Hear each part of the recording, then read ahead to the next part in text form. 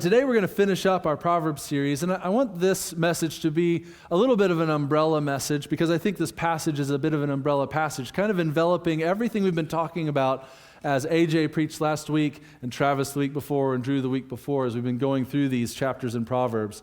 I want to kind of wrap it all up together in what Solomon is telling us here in Proverbs chapter 4 to kind of set the tone that I want you to get. There's a feeling I want you to get out of this passage, not just a knowledge of what he's saying, but a feeling I want you to get. And I'm going to describe it with something that has happened in my life. This is not, what I'm about to say is not a brag. If you think that it is, after I say it, you'll go, that was a really weird brag, so I wouldn't have bragged about that if I were you. But I want to try to convey to you a feeling that I get when I do something that I love, and that thing is math. I've been here for a bit. If you've gotten to know me, math was my life before God called me into ministry. I did my undergraduate at the University of Oklahoma in math. I went to A&M to do a doctorate in math, and while I was there we go, we got one. That's right, that ring unlocks doors that other people just don't understand. It's only a cult if you're not in it. I loved math. I had planned to do math the rest of my life. I wanted to teach it and I wanted to do research in it. I just love math. When you tell people that you love math, usually the look on their face that greets you is one of confusion, sometimes one of utter terror. But the question I would get very regularly is just, why? Why would you do that much math? Why would you keep doing it beyond like the requisite high school and college classes? And the only answer I can really give you is that I'm good at it. I'm really good at it. As I went through middle school and high school, I was on the UIL math science team. I did a test. My favorite test was one called Number Sense. And let me just describe this to you. Number Sense is an 80-question math test that is to be done entirely in your head. You have 10 minutes to do 80 math problems. You cannot write down scratch work. You can only write down the answer. And once you've written it down, you're not allowed to erase. So if you make a mistake, you just got that one wrong, and you've got to move on. And your score is out of 400, and it was a competition. I voluntarily did this. I spent Saturdays doing this because I loved it. And I realized how much I loved it this summer when my boys started doing UIL number sense tests at the elementary level because their school, Joshua school, does it. And when I saw those tests, this overwhelming sense of joy and satisfaction and happiness came over me because I love those tests and I love math.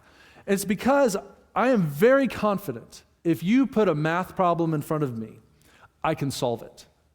I'm extremely confident that if you put a math problem in front of me, I can solve it. I've been doing it for so long and training myself in it for so long that I see the patterns. And it's really fun when you're doing math and you see the problem and then you just see the answer. If I were to explain to you the things that went on in my head, it would take me 10 times as long to explain to you how to do it as it did to do it in my head. But it's because of my training. It's because I did this over and over and over again for 12 years of my life. So I'm good at it. And it brings me joy because I have this confidence and this contentment that when I approach these problems, I can do them well.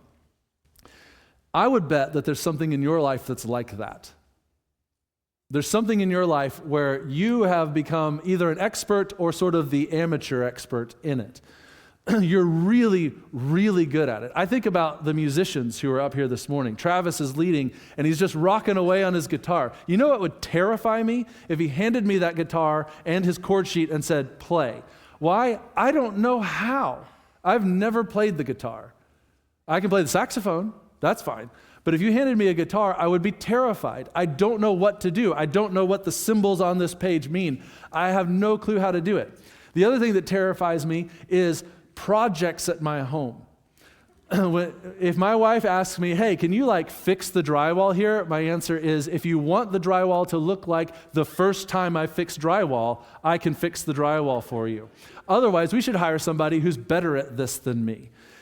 When we just redid our landscaping earlier this year, and it was the same message. She's like, do you think you could use the leftover brick from the building to do this? And I said, if you want it to look like a craft project, the answer is yes. I've never mixed mortar in my life, so I don't know what the consistency ought to be. I don't know how to get the color right. I don't know how to use the trowel to like put it on there and get it looking good. If you want it to look good and not like a 5th grade craft project, we should hire somebody who knows what they're doing. There are things in our lives that we have a great deal of knowledge and understanding and wisdom about them. And when you're really good at something like that, you find it brings you a lot of joy to engage in it. And when you're done with it, you stand back and you go, that was great. I did a good job with that. That's how I feel about math. And I'm sure there's something in your life that you feel that same way about. When we come to the Proverbs, when we come to the wisdom literature of the Bible and the notion of biblical wisdom, I want to invite you, that emotion you have, that feeling you have of I did this well, whatever that is in your life, what if you could feel that way about everything you do in life? And I don't mean like the skills. I don't mean like you become an artisan and a musician and a professor and all that kind of stuff. I mean the day-to-day decisions that you make where you have to decide what is the right thing to do here. What would it feel like to reach the end of the day and say, I did it really, really well today. I am satisfied and content and happy with every decision I made today because I am confident I made the right decision every single time. I'll be the first to admit, I don't think I've ever had that experience. I desperately want it, though. And that's what biblical wisdom is about. When we begin chapter 4, if you would, stand with me. I want to read chapter 4, verses 7 through 9. This is kind of the core passage within this chapter. And I want to dive into this notion of what biblical wisdom is supposed to give us. So, chapter 4, starting in verse 7, it says, "The beginning of wisdom is acquire wisdom, and with all your acquiring, get understanding. Prize her, and she will exalt you. She will honor you if you embrace her. She will place on your head a garland of grace. She will present you with a crown of beauty." Will you all pray with me? Father, as we approach your word this morning, we ask that your Spirit would be with us, working on our hearts and minds to understand what you are telling us through your word.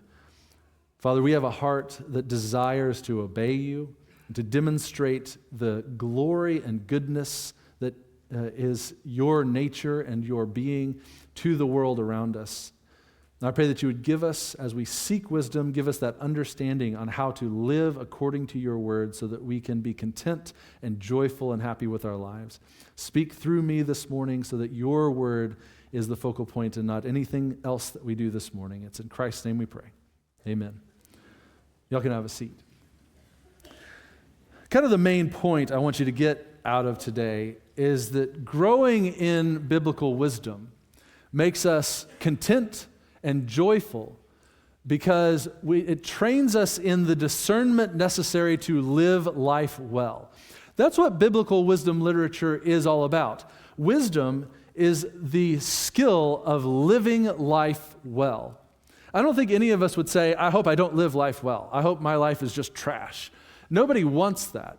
The question is, do we actually do the things that are necessary to live life well?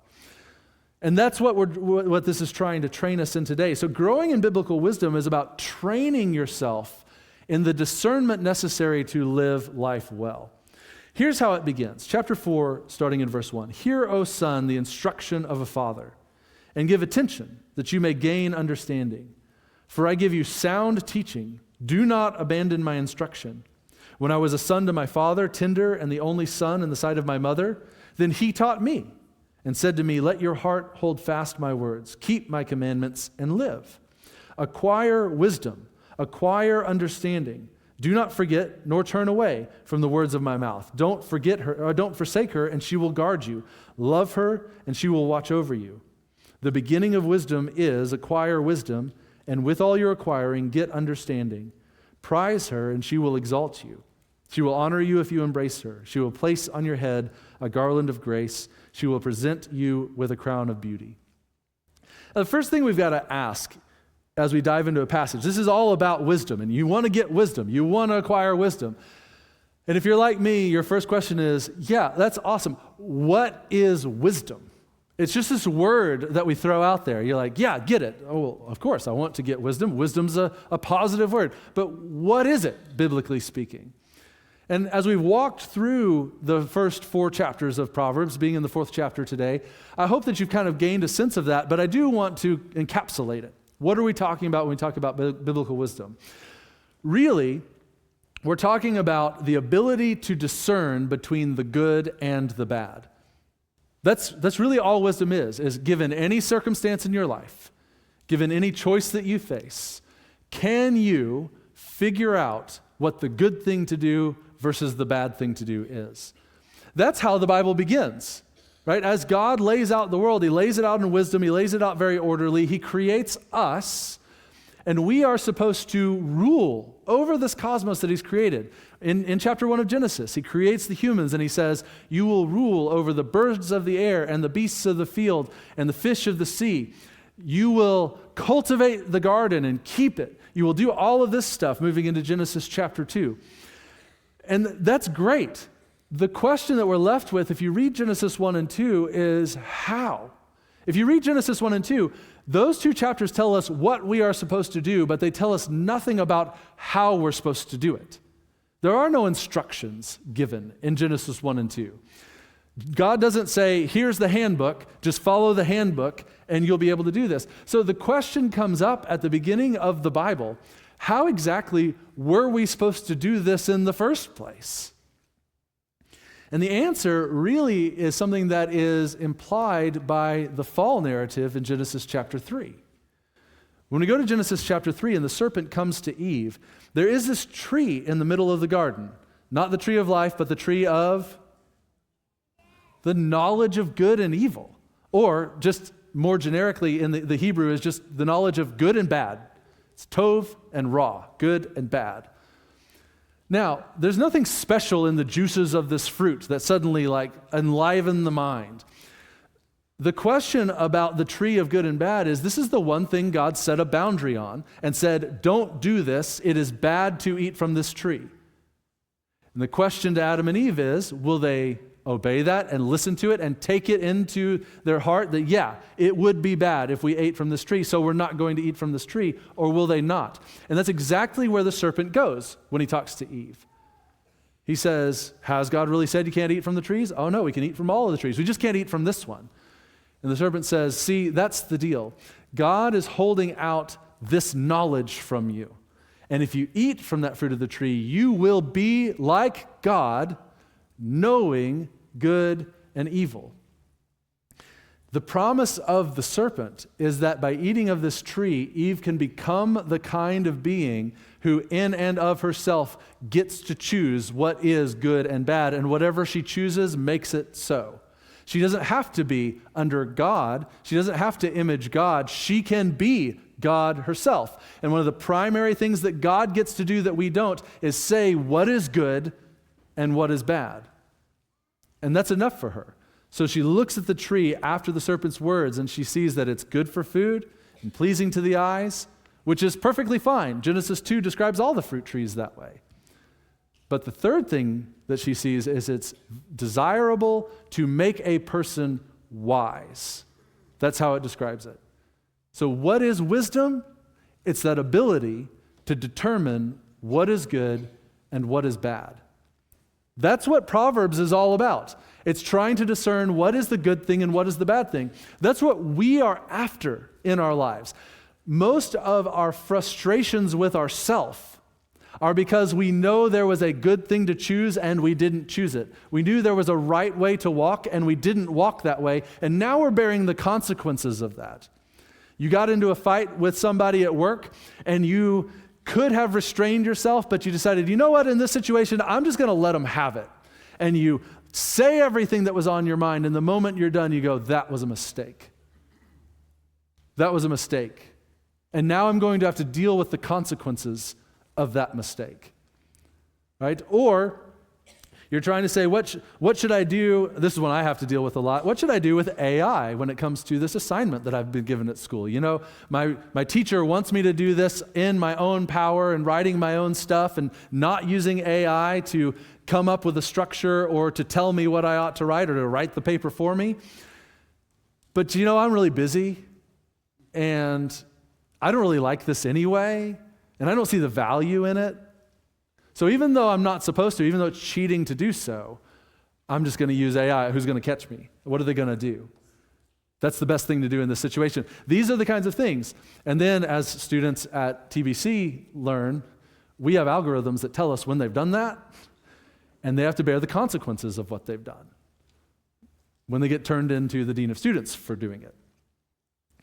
There are those moments in life where we're faced with a choice and we have to decide, do I go this way or do I go that way? And there is an objectively right answer to it. The question is, can we figure it out or do we just do what we want to do?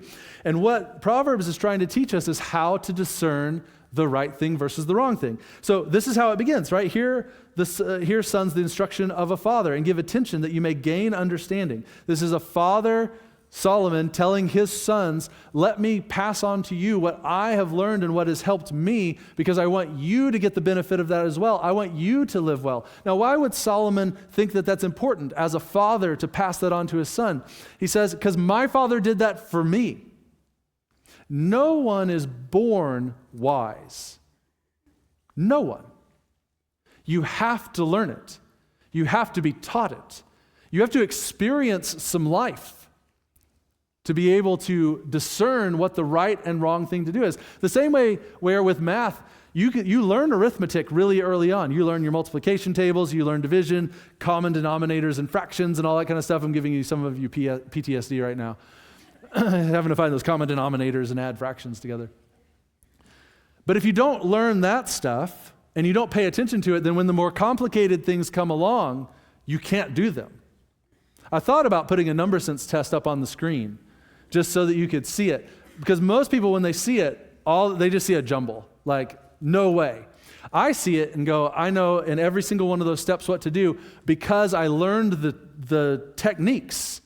I trained myself in being able to do that. Now, if you throw up some chemistry up there, I can do the rudimentary stuff, but I'm not going to know what's going on. You throw what my brothers are really good at, you throw up an electrical diagram, and they can look at that electrical diagram and know where everything's going and what wires may need to be fixed in order to get a light working that's not working or something like that. They just relish that. I see hieroglyphics. No clue what's going on there. I haven't been trained in how to read that kind of stuff. Every generation has to learn wisdom, and the best place to learn it is from the wise people who have gone before you. So Solomon's father, David, is telling him, let your heart hold fast to my words. Keep my commandments and live. Acquire wisdom. Acquire understanding. And I think the clearest place you see that Solomon understands his need for this, the reason I think David actually had this conversation with him, is at the beginning of 1 Kings, when Solomon first becomes king over Israel, he is given a choice. He sees God in a vision. And God says, Solomon, I'm with you. I will do whatever you want me to do. What do you want? Now you think about that choice. God is saying, I will give you whatever you ask for. What do you want? And what is Solomon's answer? I don't know how to rule this people of yours. I'm too young. I do not have the skill set or the experience or the understanding. What I need is wisdom. And so he asks God, give me wisdom and a discerning heart so that I can rule this people that you have put me over for your name's sake. That's what I need. It's the opposite of the Garden of Eden. In the Garden of Eden, we seized the power for ourselves. We said, I would like to just grab that wisdom. In fact, I would like to be the one who decides what is good and what is bad. I want the authority to make that decision to be in me, to actually say that this is good and it be good, or say that this is bad and that would be bad and it would be bad. I want that to reside in me. Solomon looks at God and says, there is a good and a bad and I don't know it, but you do. And I need you to give wisdom to me so that I can do what you've asked me to do, that is, rule over these people that you have put me over so that they can prosper and I can prosper. That's what he wants. What's interesting to me is the next story. How is the fact that God has granted him wisdom demonstrated? In the next story, he threatens to cut a baby in half. And you go, whoa, that escalated quickly. Right? There's these two ladies, and there is one living child and one dead child, and they cannot figure out who's the mother of the living child. Both women are claiming it. Nobody knows. There's no DNA tests at this time. You can't just run it through a lab and go, oh, obviously this woman is the mother. How do you figure it out? And Solomon says, well, let's just cut the baby in half and give each of them half of it. And you look at that and you go, how is that wisdom? How is threatening to kill a child wisdom? I think it's because Solomon never intended to kill a child. Instead, what he knew is human nature. He knows how mothers operate. And he knows that in general, a mother is willing to do anything, even up to giving her child away, just to make sure that child lives. Now, dads will normally do this. I mean, we're willing to lay down our lives and all of that kind of stuff. But what Solomon knows in this moment is it is the nature of a mother to be willing to do anything to protect her child. So if I threaten the child's life, even though I have no intention of following through, the truth will come up. And it does. The true mother of the child offers, just like give the baby to the other lady, just don't harm the child. And Solomon says, there we go. There it is. So what he has is he's got a conundrum in front of him, a puzzle. How do you figure this out? And what he does is he takes what he knows about human nature together with the wisdom God has given him, and he says, I'm just going to act in this way, and the truth will come out without anyone having to be harmed. And we will be able to move on with our lives. And at the end of that story, it says that Israel marveled at the wisdom of Solomon, and his reputation began to spread all across the world that he was wise. Again, the point there is wisdom is not just knowing a bunch of stuff or being able to speak in riddles like the guru at the top of the mountain or something like that. It is the ability in the moment to know the right course of action in order to get to the good thing or to accomplish the good thing. That's what biblical wisdom is. And as I started this sermon, I just want to invite you to think about what would it feel like if you could be confident no matter what comes your way and what events are approaching you, that you will be able, through the wisdom that God has given us, to know what the right thing to do is. I tend to be an anxious person. When I don't know what's coming, that causes me to have a physiological response. Uncertainty causes me to have a physiological response. And it verges into what I would call dread. Dread, at least as I'm using it, is fear of I don't know what, and that's why I'm afraid of it. Dread is nothing bad is going on right now, but I feel like something bad is coming, and that just makes me afraid. How do you get over those aspects of how have I tried to get over those aspects in my life? The only way I know is to dive into wisdom and to ask myself, how can I become confident that whatever it is that's looming over the horizon, it'll be okay. It may not be pleasant. It may be difficult, but it'll be okay because I know the right thing to do. I will be able to figure out the right thing to do in that situation. That's the life I want to strive for, and I argue that's what God created humans for. We are all supposed to be able to do that. We have chosen to disobey God, which brings in sin, and that complicates the whole story.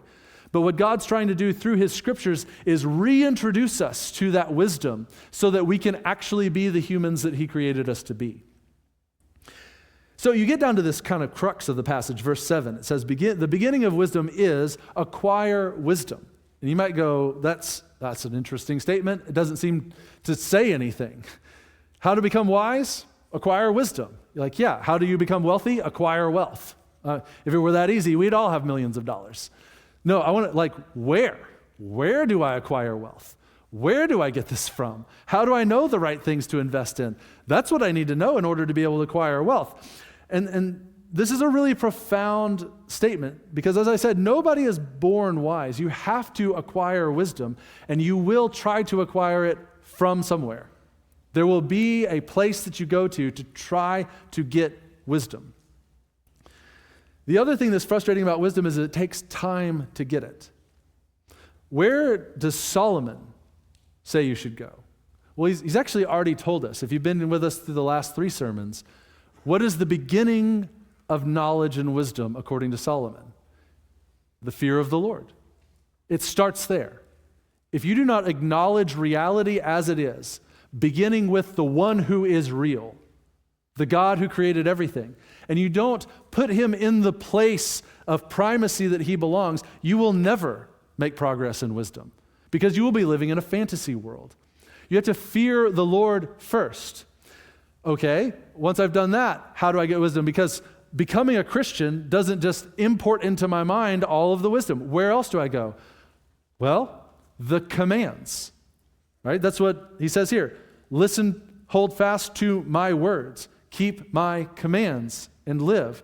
And all that's being echoed there is something that's been said all the way through the Old Testament up to this point. That a person is to listen to the commands of God, to meditate on them, to learn them, to let them seep down into the very core of your being so that you can draw on them when the situation arises that you need to decide what is the good thing and what is the bad thing. So you fear the Lord, you listen to his word, and then you apply it when the situations arise, when you have to make a choice.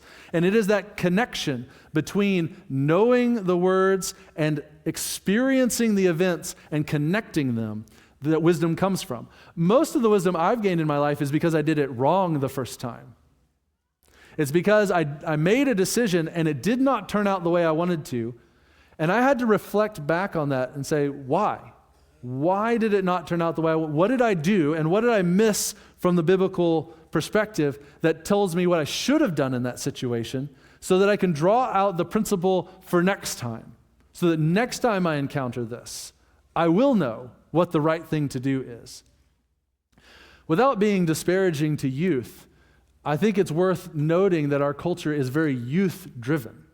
When you look at commercials, when you look at who the trend setters are, when you look at who commercials are advertising to, it's youth. In fact, there's a Meta commercial out right now about the AI that Meta uses, right? Facebook's parent company. And there is a young man narrating this commercial, and it shows a bunch of young people, and it says, you may call us dreamers or naive or whatever, but we know what's coming, and this is what's going to change the world. You may be afraid of AI, but we know it's going to change the world. And I saw that commercial, and I just said, yeah, I would have thought that when I was 25 as well. Because when I was 25, the world was very small to me, and I thought I had a really good grip on it. Everything seemed a little bit easier. Paying taxes back then, when you don't make any money, paying taxes is easy. Did y'all know that? When your W-2 has like 4 digits on it, it's easy to pay taxes on that. You just fill out the form and you turn it in. Life has become a little more complicated since then. I actually know what paying taxes means. I feel the burden of all that money getting sucked out of my account or never finding its way into my account in the first place because I understand how taxes work to the degree that I married an accountant and she does my taxes for me now because things are more complicated. That was wisdom on my part. When you're younger, you can know a lot of things, but you are just beginning to grow in wisdom because you haven't experienced enough of life and haven't connected biblical principles with enough events in your life and then reflected back on those instances to ask, what did I do right? What did I do wrong? What was good? What was bad? And why? To then be able to face what's coming forward. I wasn't dumb. I was just ignorant. And not ignorant in a disparaging sense. I literally just didn't have the experience. I didn't know. Now at 41, I know a little bit more, but not nearly as much as my dad and my mom. Wisdom is one of those things that's supposed to perpetually grow in our lives, And then as we gain it, we turn around and try to give it to those who are coming up behind us so that maybe they don't make all of the mistakes that we made. And that's what Solomon's dad is doing for him. And he says that here's the outcome. You want to feel like you're living life well? You want that crown of glory that comes with being the kind of person who can make good decisions regularly? You've got to embrace wisdom. You've got to embrace this process of acknowledging God as Lord, fearing Him properly, learning His commands and imbibing those, letting them seep down into the core of who you are, and then bringing them out when you have to make decisions. And then having that retrospective of what decision did I make? How did it turn out? Did I do the right thing? Did I do the wrong thing? Did I connect these things together correctly? If not, why not? And how do I do it better next time? And then the next time you've got that much more coming to the plate. That's biblical wisdom. That was the process that we were supposed to have. And where were we supposed to get it? How do I know that it's the commands of God? Well, when Adam and Eve sin, one of the immediate things they do after that is hide themselves because they hear the sound of God walking in the garden. Why did they know it was God? They hear the sound and they go, God's here. We need to hide. I would submit it's because God was regularly walking with them in the garden before that, explaining things to them. Things they didn't know. How do I govern fish? How does husbandry work? Got goats and sheep and cows. How does this work? How do I cultivate a garden? How do I make sure these things around me are flourishing? How do I do it right? And God was intended to walk with us in order to give us that wisdom, and we chose to seize it for ourselves. So then He just continues to give it to us anyway, and it's in the texts of these books. He just says, I'm still going to give it to you. You're just going to have a harder time recognizing it and applying it because we've got this whole sin thing thrown in the middle. And that's where he goes next. We're going to cover the rest of the chapter fairly quickly because this is really the key. That learning this discernment, going through this process of growing in our knowledge of what the Scriptures say, growing in our knowledge of God, and then actively applying that to the circumstances we approach in life so that we can choose what is the good versus the bad. He really just gives two extended examples of that for the rest of the chapter. Hear, my son, and accept my sayings. In the years of your life will be many. This is starting in verse 10. I have directed you in the way of wisdom. I've led you in the upright paths. When you walk, your steps will not be impeded. And if you run, you will not stumble. Take hold of instruction. Do not let go. Guard her, for she is your life. Do not enter into the path of the wicked, and do not proceed in the way of evil men. Avoid it. Do not pass by it.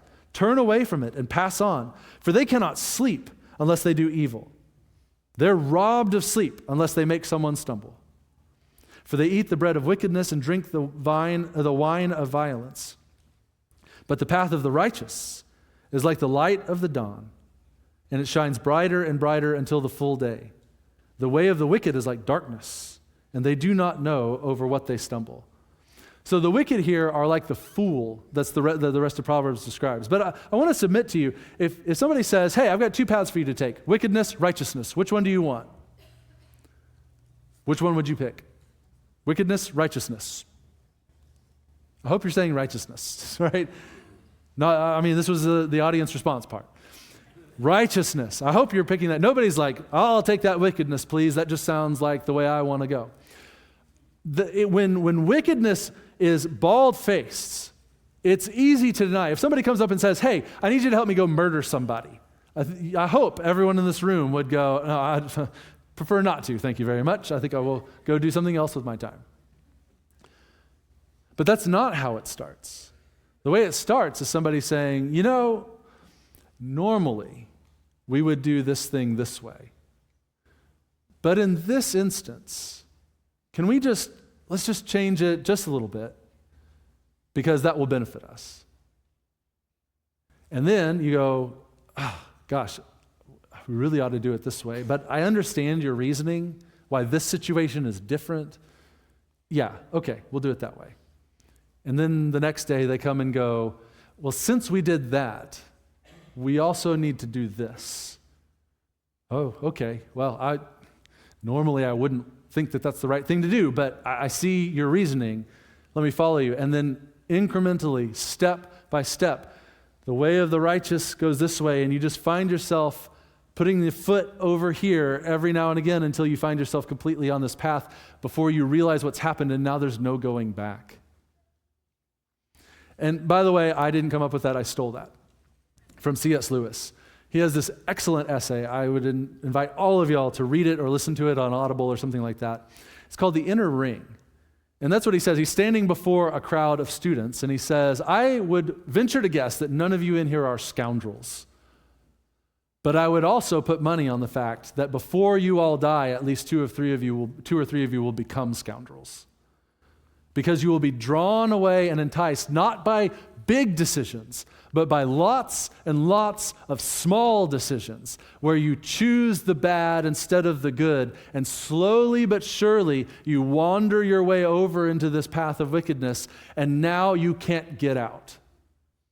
That's how it happens. It's not somebody coming up and saying, let's go do lots of bad stuff. It's somebody giving you a reason to break the rules a little bit for this one instance, and then doing that again and again and again and again. Or it's you convincing yourself, I can break the rule in this instance for these reasons, but don't worry, I won't ever do it again. And then you find yourself doing that again and again and again. And David, or Solomon talking to us, says, the only way to avoid that over the course of a lifetime is to never take the first step. To always do what is right, even when it's difficult.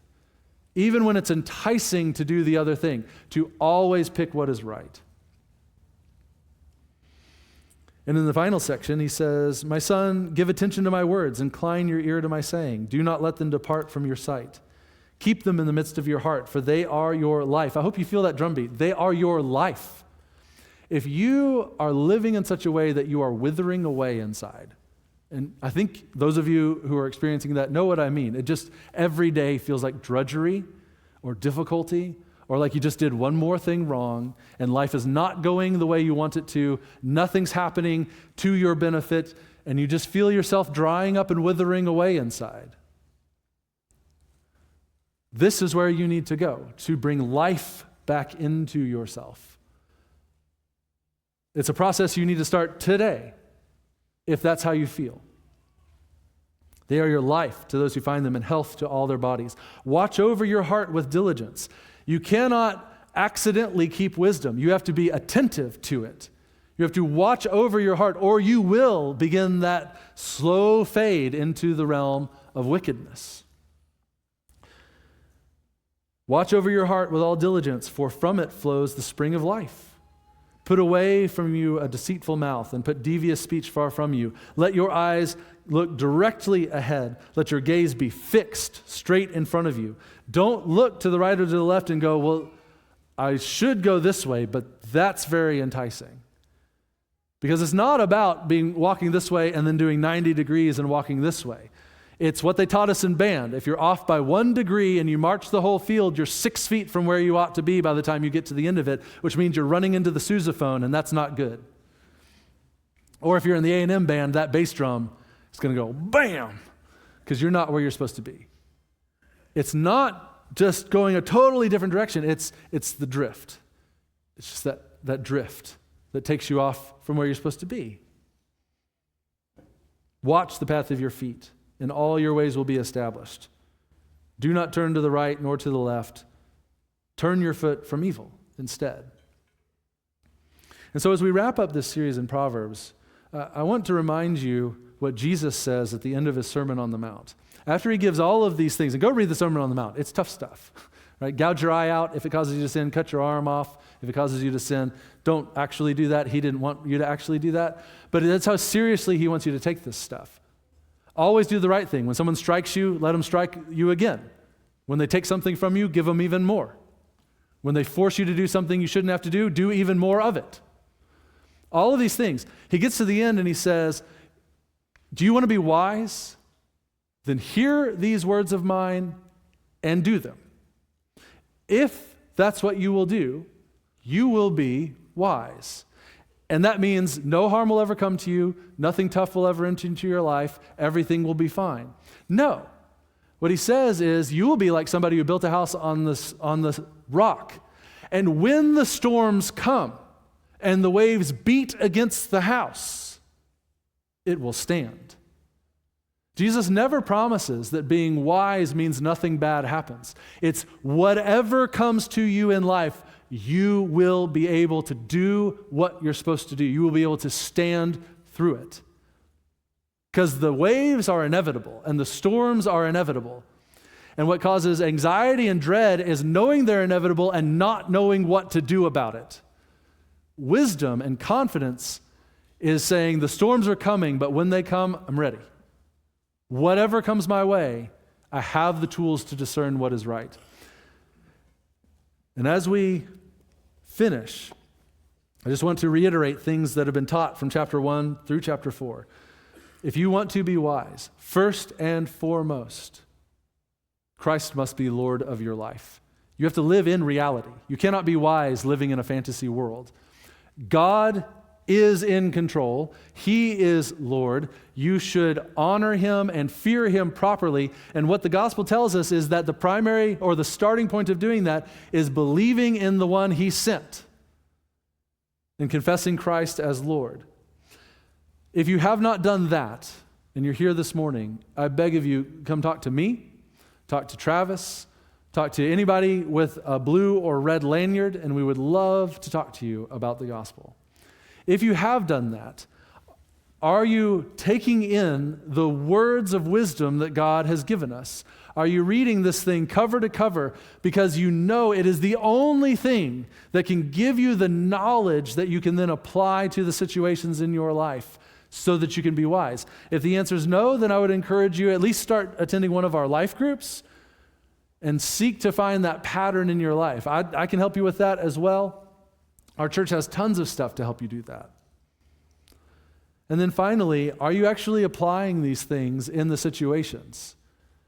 Are you meditating and thinking, when I have a decision, what is it that the Bible calls me to do here? Or what is the wisdom I can draw from the Bible on how to choose the right thing here?